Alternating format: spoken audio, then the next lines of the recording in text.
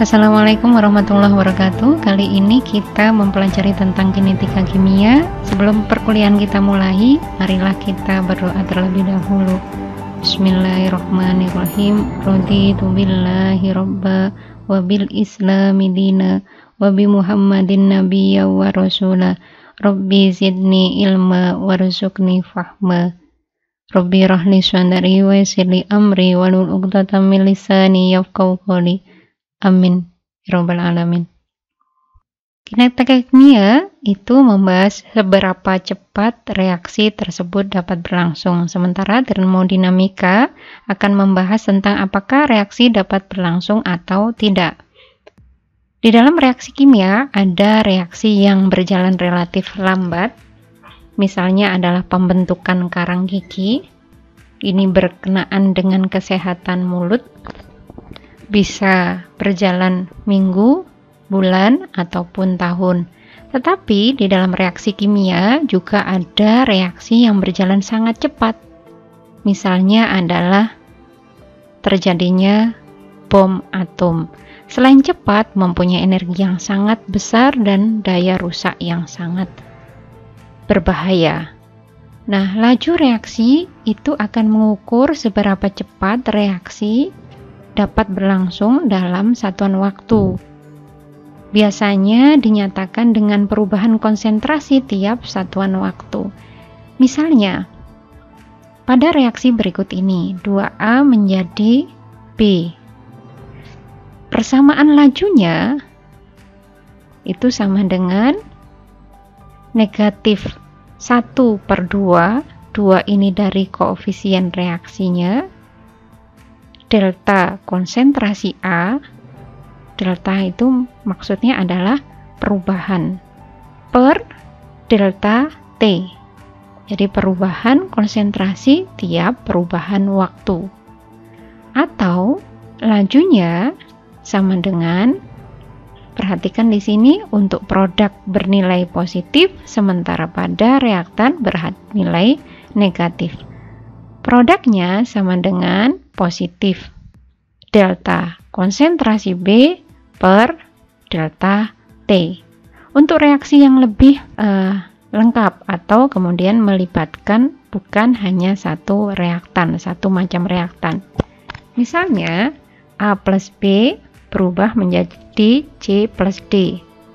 Masing-masing koefisien ini akan berbanding terbalik dengan lajunya, dan tiap kali reaktan itu akan bernilai negatif, sementara produk akan bernilai positif. Jika kita buat grafik antara jumlah molekul dan waktu yang digunakan, di sini dapat dilihat bahwa jumlah molekul reaktan, yaitu molekul A, dengan berjalannya waktu akan semakin turun.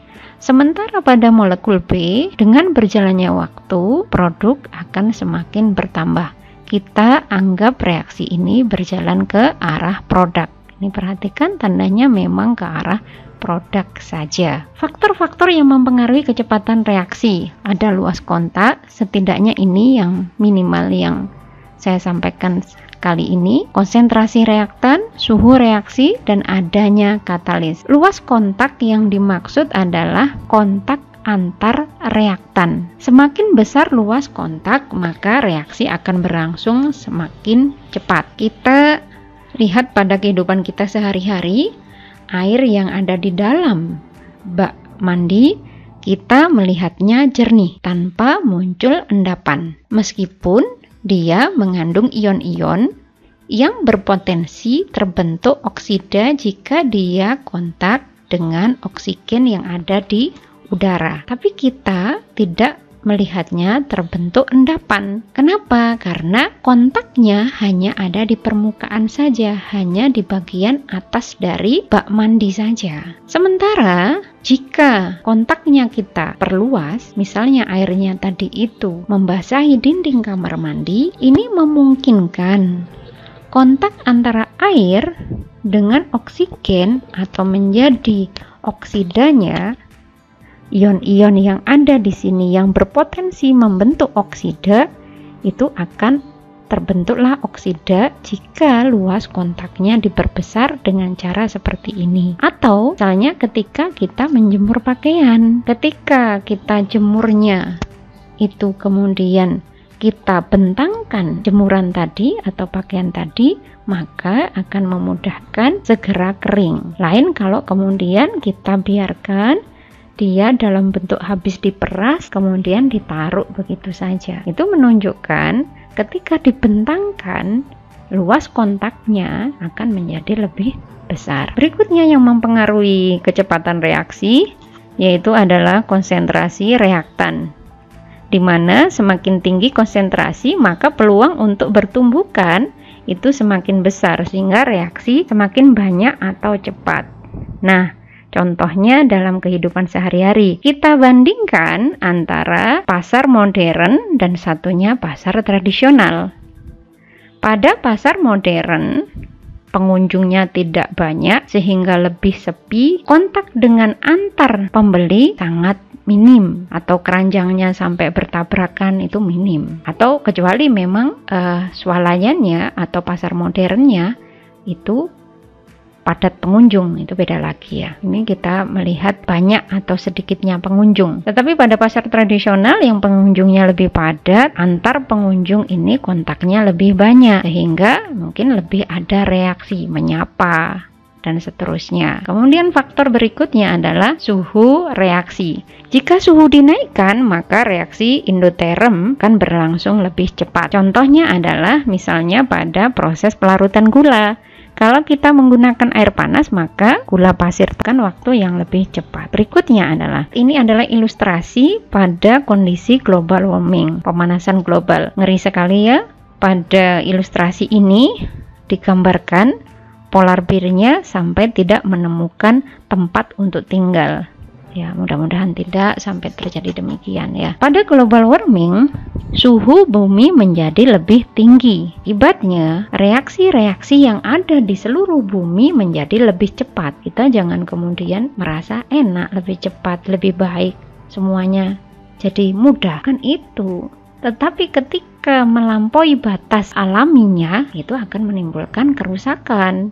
Misalnya, kita akan juga menjadi lebih cepat tua karena tingkat reaksi oksidasi juga menjadi lebih besar ya.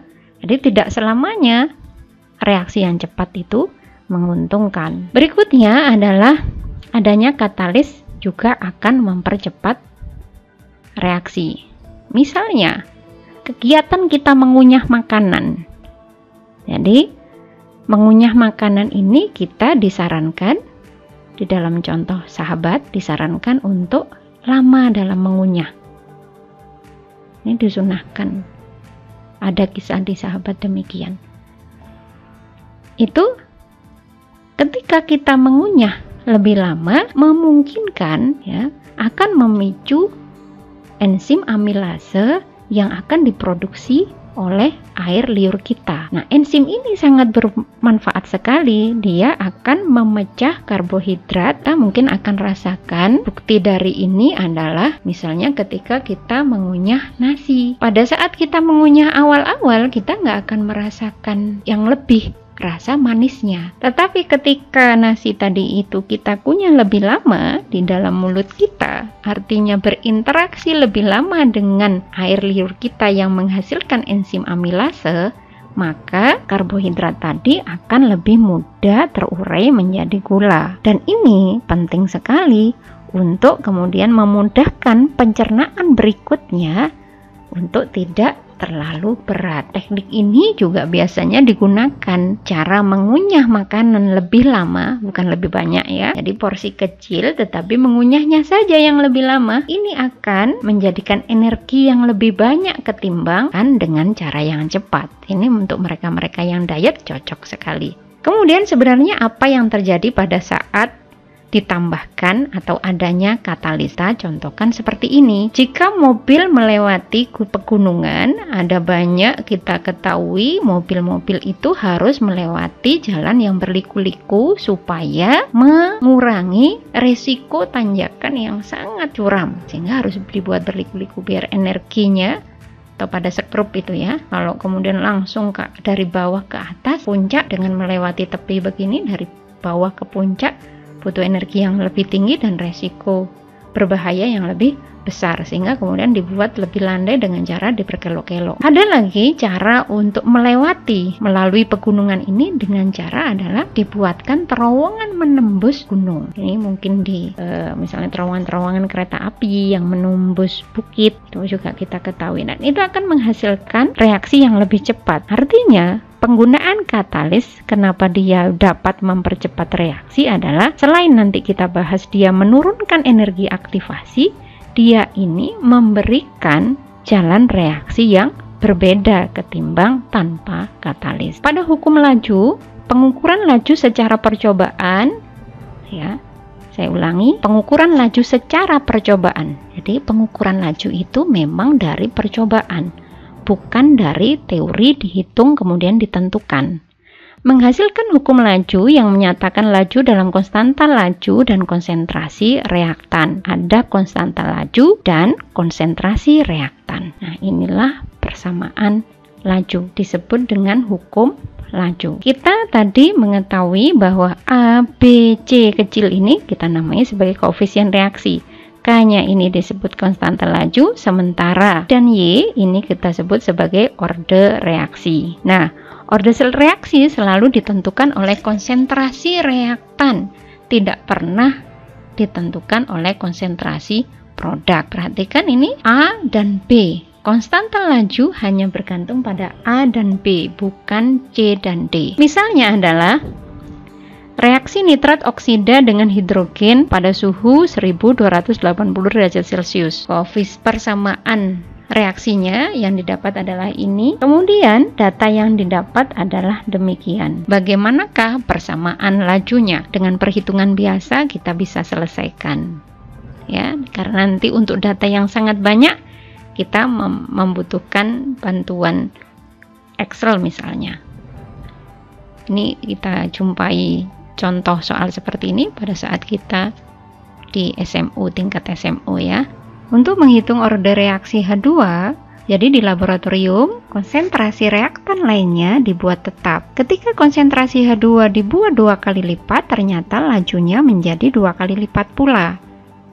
Dari sini kita bisa menghitung orde reaksi kenapa sama dengan 1, yaitu adalah 2. Pangkat berapa sama dengan 2? Maka jawabannya adalah 1. Begitu pula untuk menghitung orde reaksi dari NO. Konsentrasi reaktan lainnya yaitu H2 di laboratorium dibuat tetap, konsentrasi NO yang sedang kita hitung dibuat 2 kali lipat. Ketika konsentrasi NO dibuat 2 kali lipat, ternyata lajunya berubah menjadi 4 kali lipat. Kita lihat di sini tadi 2 kali lipat, 2 pangkat berapa menjadi 4, maka jawabannya adalah sebesar 2.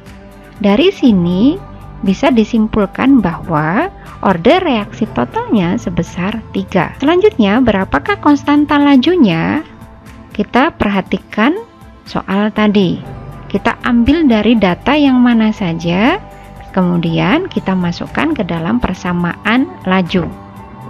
Sehingga kita akan dapatkan nilai konstanta lajunya. Demikianlah pembahasan kita kali ini. Hal yang perlu kita ingat adalah nilai konstanta laju dan orde reaksi yaitu X dan Y hanya dapat diperoleh dari percobaan. Alhamdulillah, mudah-mudahan menjadi ilmu yang bermanfaat. Wassalamualaikum warahmatullahi wabarakatuh.